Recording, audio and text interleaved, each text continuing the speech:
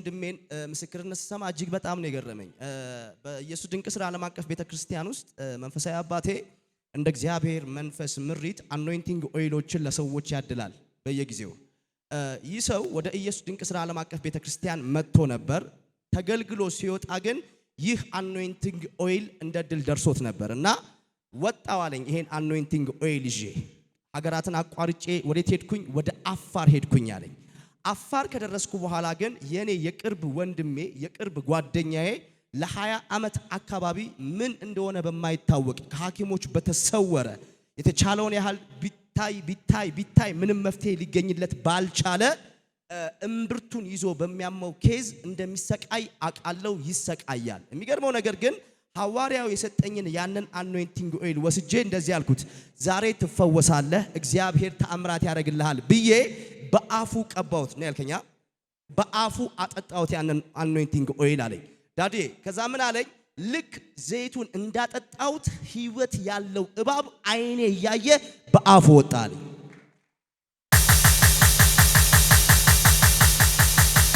ይህንን የእግዚአብሔርን ትልቅ ተአምራት ልመሰክር ከዛን ቀን ጀምሮ እምብርቱን አስሮ ለ20 ዓመታት ሙሉ ቀንበር የሆነበት በሽታ ተሰበረ።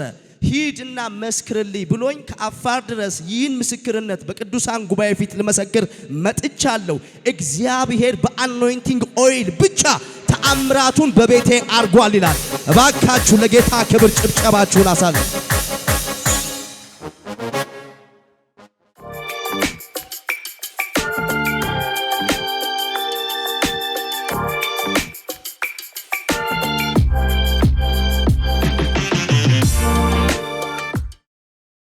ስሜ አብርሃት ጸጋይ ይባላልው።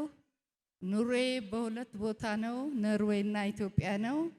እዚህ 6 ወር በየአመቱ እየመጣሁ አመልካለሁ።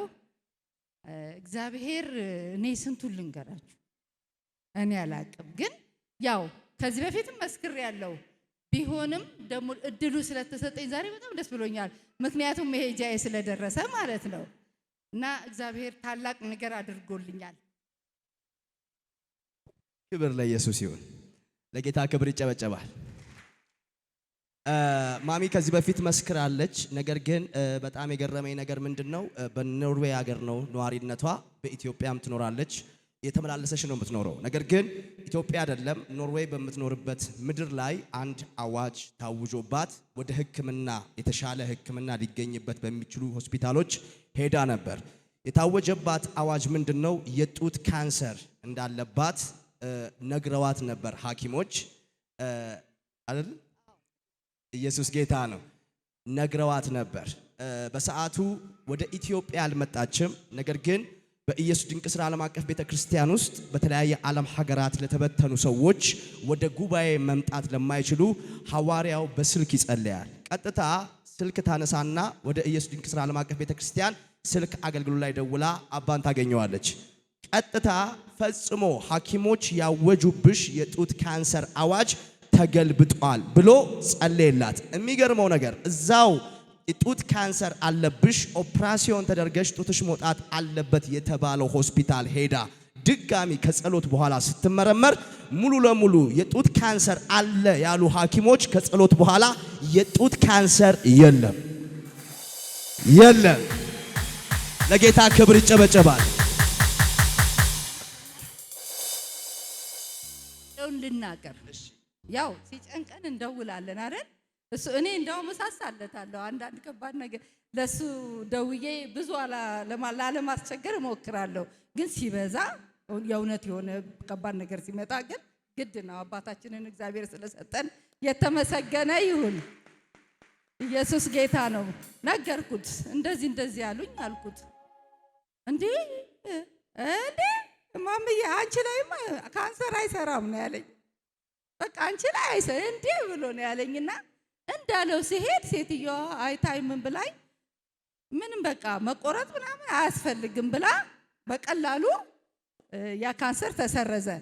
ሌላ ደግሞ የዛሬ 6 ዓመት ደግሞ የማህፀን ካንሰር ነበረኝ። እንዳሁኑ የሱን ጣዕም አላወኩም ነበረ፣ አልደወልኩለትም። ግን ያው እግዚአብሔር ከሁላችን ጋር አለ። በመናም ሰዎች ማለት እዚህ እግዚአብሔር ብቻችንም እዛ ሆኜ ነው። ይሄም ከዛ ተመለስኩኝ። ምንም አልነገርኩትም። ከእናቴ ጋር ገባንና ከጉድ ወጡ ማማ አላት። እሷን አልሰማችም ነበር የማህፀን ካንሰር እንደነበረኝ። ከዛ ከጉድ ወጡ ማማ አላትና ወይኔ ጉዴ ሊያወጣው ነው ብዬ ስጠብቅ በዚህ ብቻ ጨረሰና ወደ እኔ ሲመጣ ግን አንቺ በእሳት ውስጥም ብታልፊ እማትሞቺ ሴት ነሽ፣ ለምን ኪዳን ስላለሽ አለኝ። እንዴ አየሁ እንዴ የማህፀን በሽታ፣ ምክንያቱም በዛ በእንትን ውስጥ አልፍ ያለው በጨረር ውስጥ። ስለዚህ እንደዛ ሲለኝ ደግሞ በኢየሱስ ስም እንደው ጌታ ኢየሱስ ትልቅ ነው እግዚአብሔር እና የሚገርመው ነገር እኔ ሰላሜን ነው የምወደው። በሽታ ይመጣል ይሄዳል፣ ችግር የለም። እኔ ቤት ለልጆቿ እንደ እንጀራ ናት እንደተባለ ነው። ግን ደስ የሚለኝ እረፍት አለኝ። የልጅ ልጆች አሉኝ፣ ልጆቼ በቃ ከዛ ጸልይ ነው የሚሉኝ። እዚያ ጸልያለሁ። እሱ ደግሞ ክፉ ቴሌፎን ወዳታለሁ፣ በቴሌፎናችሁ ክፉ አትሰሙም ይላል። አሜን ነው የምለው። እዚህ ሆኜ ክፉ ልሰማ ስለማልፈልግ ማለት ነው። ኢየሱስ ጌታ። ለጌታ ክብር ድጋሚ ይጨበጨባል። አሁን ማሜ ከጡት ካንሰር ከማህፀን ካንሰር በእግዚአብሔር ሰው አገልግሎት እግዚአብሔር ፈውሶሻል። እውነት ነው ወይ? ለጌታ ክብር ይጨበጨባል።